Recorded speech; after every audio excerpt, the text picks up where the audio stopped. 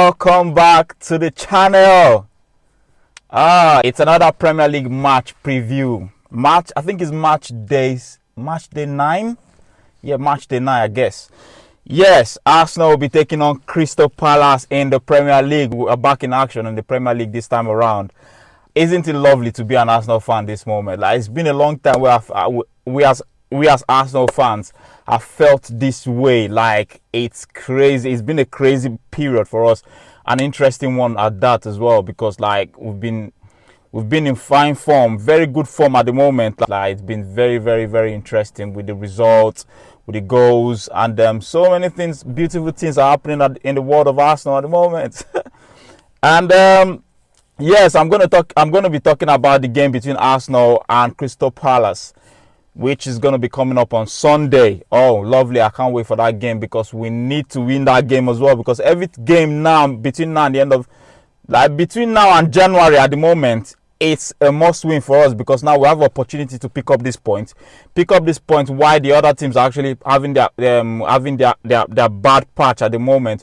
But one thing I'm going to say is that despite how good our form is, it's still a long way to go. It's still a long way to go, because I'm actually seeing so many comments on Twitter, like so many people actually talking about us running away with the league and all that. Even rival fans try to gaslight us at the moment just to make us think that we're going to win the league. But I know we're in a very good form at the moment, but it has to be one step at a time.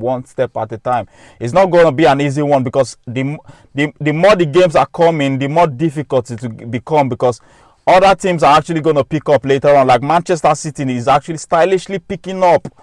They're stylishly taking advantage of the form of Haaland to get points. And you know, Man City, this period, this is what they do. They pick up the points now, and when it gets to January, they pick form. And when, you know, the kind of manager they've got as well. So it's not going to be easy at all. It's not going to be easy. But I would actually just go into the game. Actually, it's going to be a tough one. Last season, over the past, I think we have a very good record against Crystal Palace at home. But this season, Crystal Palace are actually on very good form. They're on a very fine form this season, and it's not going to be easy, because I think they've beaten Liverpool. They've beaten Liverpool already. And it's going to be a very very tough task for us. Now, going into that game, I think last season we draw 1-1 against them. I think it was 1-1 or 2-2, I guess. I can't remember. I think it was 2-2 or 1-1. I can't remember.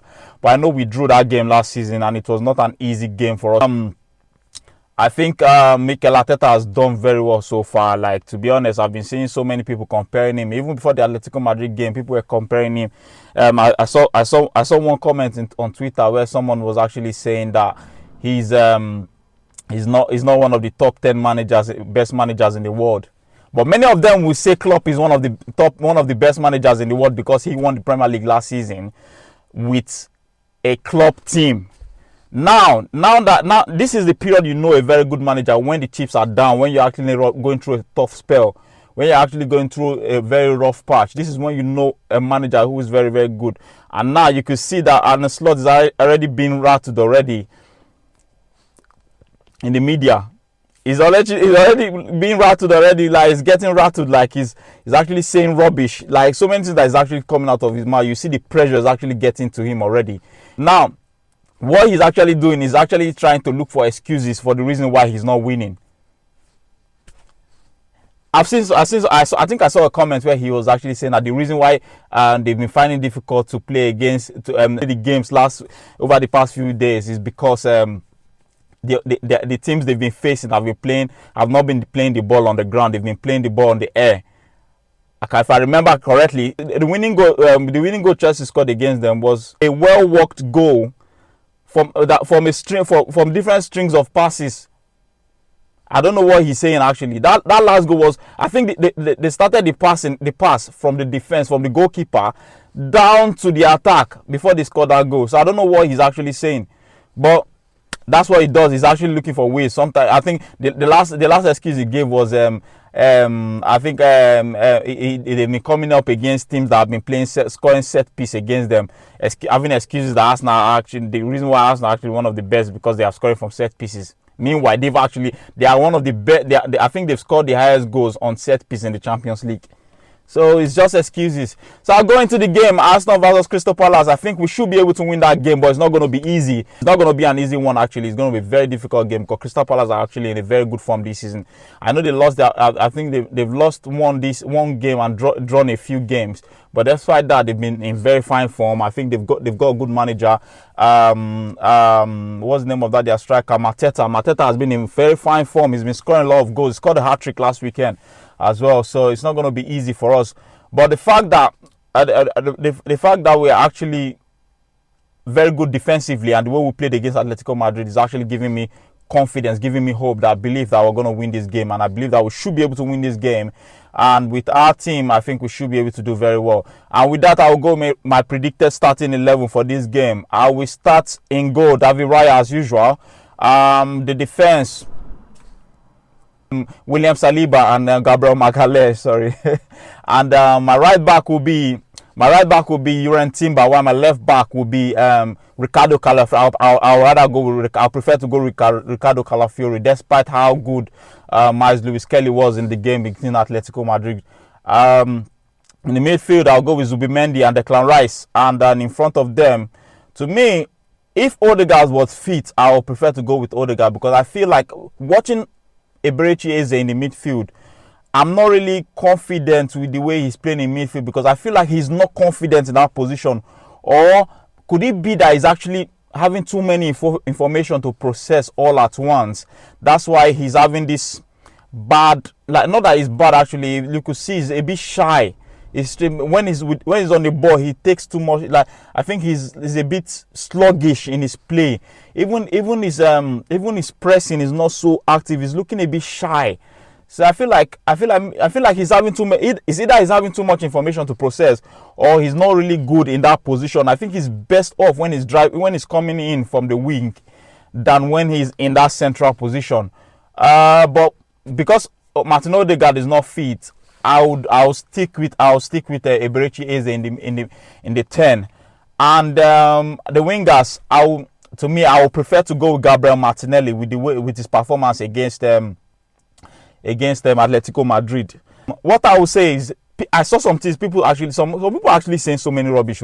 I saw some people actually talking about Victor Gyökeres, despite that he scored 2 fluke goals and he was not really he's not really impressing. Like, he's not really impressive. He's not doing a lot. He's not impactful in the team. I don't understand what these guys are actually watching, because if you watch that game against Atletico Madrid, you will notice that our wingers were having a lot of joy down the wing. They were having a lot of space. Look at that goal Martinelli scored. If you watch that goal closely, you will see that Victor Gyökeres dragged 3 defenders to himself, giving Martinelli a lot of space and giving Saka a lot of space to attack their wingers. If you watch that goal correctly, Martinelli had a lot of time on the wing. That's why he was able to have that shot one time, because Victor Gyökeres had already dragged the defenders to himself in the midfield. So, like, I don't know what people actually say. I don't know what they're actually watching. But to me, Victor Gyökeres' impact, what he's actually doing off the ball, I think he's sacrificing a lot as a striker by dragging the whole defense to himself. What he's doing is he's drawing the defenders to himself, thereby allowing our wingers enough time on the ball. Now Saka is actually facing his defender 1v1 now, not unlike before, where he used to have 2 men on him, like Martinelli as well. But it's not easy. Martinelli is virtually having no defender on him most times. Or when he has a defender, it's easy for him to face his defenders 1v1.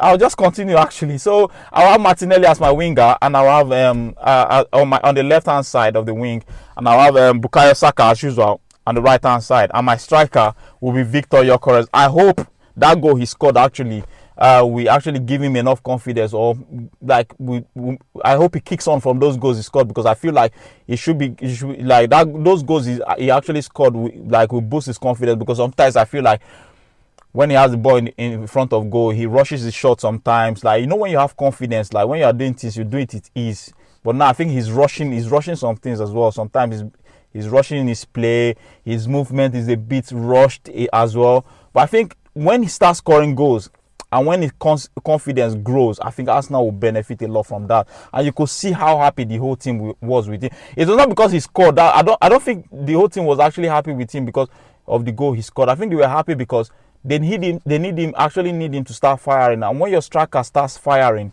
it's easier for him to, like, you see, things will start to flow easily. Things will start actually flow easily. And I feel like with time, as the defense is already very solid, the midfield is already getting into it. Now, when the attack starts firing, everything will just start to flow. And I can't wait for Victor Gyökeres to start scoring. And he brought out the mask. He brought out the mask. Although the first goal, he was actually reluctant to bring out the mask.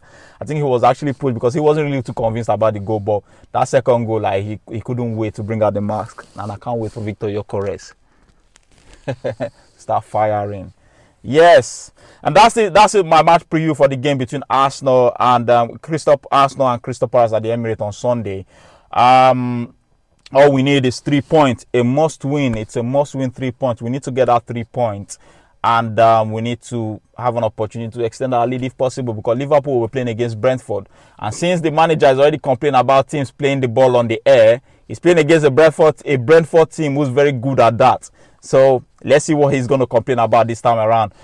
Fingers crossed. I hope we're able to extend our lead, and I hope Man City as well drop points, because I'm actually stylishly scared of that Man City, because they are stylishly getting back into the way they used to be before. They are winning games. They are winning games stylishly, and you know Pep, when he gets into that groove, he's a manager that loves to win, and when he keeps winning like that, it's going to be a problem. But all I can say is for us to just play our own part, win our games, and hope for the best. Yes, let me know what you think about my match preview in the comment section below. Don't forget to like, share, subscribe. See you after the game on Sunday. Catch you.